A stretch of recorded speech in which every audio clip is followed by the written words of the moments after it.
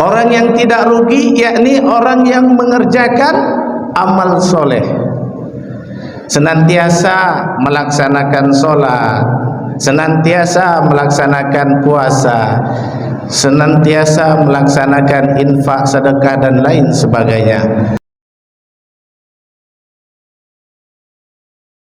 Assalamualaikum warahmatullahi wabarakatuh.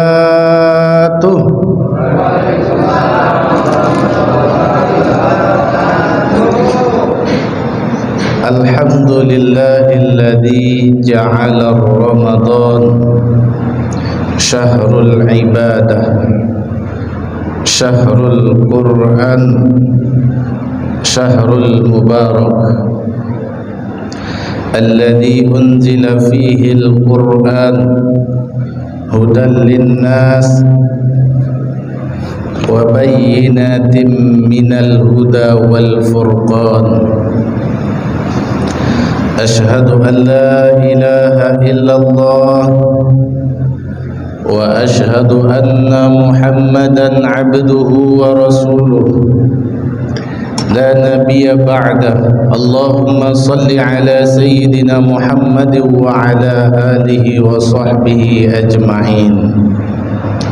Rabbi a'udzu bika min hamajatis syayatin wa a'udzu bika rabbi ay yahdurun.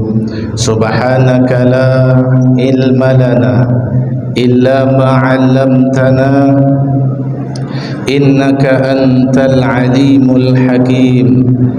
La haula wa la quwwata illa billahil aliyyil azim. Yang saya hormati Ketua Pengurus Masjid As-Sahal beserta jajaran kepengurusannya, yang saya hormati Bapak Imam Masjid As-Sahal, orang tua-tua kami, alim ulama, tokoh masyarakat, Bapak RT, Bapak RW, dan bapak-bapak, ibu-ibu yang senantiasa istiqomah hadir dari malam pertama sampai malam ini, dan mudah-mudahan senantiasa diberikan kesehatan selalu sampai malam-malam berikutnya, senantiasa istiqomah. Amin, amin ya rabbal alamin. Bapak-bapak, ibu-ibu yang dirahmati dan diberkahi oleh Allah Subhanahu wa taala. Adapun judul kultum yang sudah ditetapkan dari Forum Komunikasi Mubaligh Tanjung Pinang malam yang ke-11 ini, Bapak Ibu, membahas tentang keutamaan waktu. Kalau kita lihat dari dalil Al-Quran, banyak sekali yang membahas tentang waktu. Kalau dibahas secara terperinci nampaknya tak cukup waktu 10 menit. Sementara kultum ini batas waktunya 10 sampai 12 katanya, atau 8 sampai 10. Semakin cepat semakin bagus. Yang penting inti-intinya saja. Bapak Ibu yang dirahmati Allah Subhanahu wa taala, salah satu ayat Al-Quran yang hendak saya bahas pada hari ini yang membahas tentang waktu, yakni Quran surah Al-Asr. Tentu Bapak Ibu sudah tahu, pasti sudah hafal. Namun yang perlu diketahui, di dalam Quran surah Al-Hasr ini banyak sekali makna-makna yang sangat luar biasa. Di sini Allah Subhanahu wa taala katakan wal asr. Allah bersumpah, Bapak Ibu, Allah bersumpah demi waktu. Waktu dalam konteks umum, bagi siapapun saja. Innal insana lafi khusr, sesungguhnya manusia itu berada dalam kerugian. Kenapa ayat ini mengatakan seperti itu? Karena banyak di antara kita diberi waktu tapi tidak memanfaatkan waktu sebaik mungkin. Alhamdulillah kita Bapak Ibu diberi waktu untuk berjumpa dengan bulan suci Ramadan. Maka dari itu kita manfaatkan sebaik mungkin bulan suci Ramadan ini dengan banyak meningkatkan amal ibadah kita kepada Allah Subhanahu wa ta'ala. Kita tingkatkan baca Quran, jadikan Al-Quran senantiasa rutin kita baca terus menerus. Ahabbul amali ilallahi adwamuha wa inqala, amalan yang dicintai Allah yang rutin dilakukan meskipun sedikit. Maka dari itu rugi orang yang tidak memanfaatkan waktu. Diberi waktu, bertambah umurnya, maka bertambah baik, bertambah meningkat keimanan kepada Allah. Di dalam ayat ini ada 4 kriteria orang-orang yang tidak tergolong dikatakan rugi.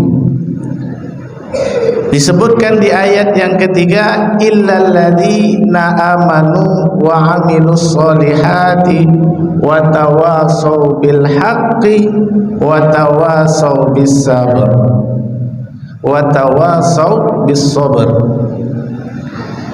Di ayat yang ketiga ini ada 4 poin yang tidak tergolong orang-orang yang rugi. Yang pertama, orang yang beriman. Orang yang iman, meyakini dengan sepenuh hati adanya Allah. Orang yang beriman, setiap yang Allah berikan dia senantiasa menyerahkan kepada Allah. Mendapatkan kesulitan dia serahkan, mengadu kepada Allah, bukan kepada orang lain. Mengadu kepada Allah itu solusi terbaik. Tapi kalau mengadu kepada orang lain tambah masalah nantinya, merambat masalah. Bapak Ibu yang dirahmati Allah, ini yang pertama yang tidak tergolong orang-orang yang rugi. Iman, dia menambah iman dengan ilmu. Kita diwajibkan untuk menuntut ilmu sampai dari buayan sampai ke ian lahat. Wa amilus solihah, dan mengerjakan amal soleh. Ini yang kedua. Orang yang tidak rugi yakni orang yang mengerjakan amal soleh, senantiasa melaksanakan sholat, senantiasa melaksanakan puasa, senantiasa melaksanakan infak, sedekah dan lain sebagainya. Apalagi di bulan Ramadan ini, senantiasa membaca Al-Quran 1 hari 1 halaman, tak bisa 1 halaman setengah, tak bisa 1/4. Luar biasa kita baca Quran ini mendapatkan pahala yang sangat luar biasa, berkali-kali lipat. 1 huruf 1 dikali dengan 10. Ini poin yang kedua Bapak Ibu. Yang ketiga, nasihat menasehati dengan menasehati wa tawasau bil haq, dengan kebenaran. Ini seorang dai memberikan, senantiasa mengingat kepada saudara-saudaranya yang masih lalai dalam melaksanakan salat, diingat, diajak untuk senantiasa taat melaksanakan perintah Allah dan meninggalkan larangan Allah. Yang keempat, dengan penuh kesabaran. Nasihat menasihati dengan penuh kesabaran. Kita harus sabar di dalam berdakwah, jangan memaksa kehendak orang mengikut kita, tidak. Kita harus dengan sabar, bil hikmah. Maka dari itu Bapak Ibu,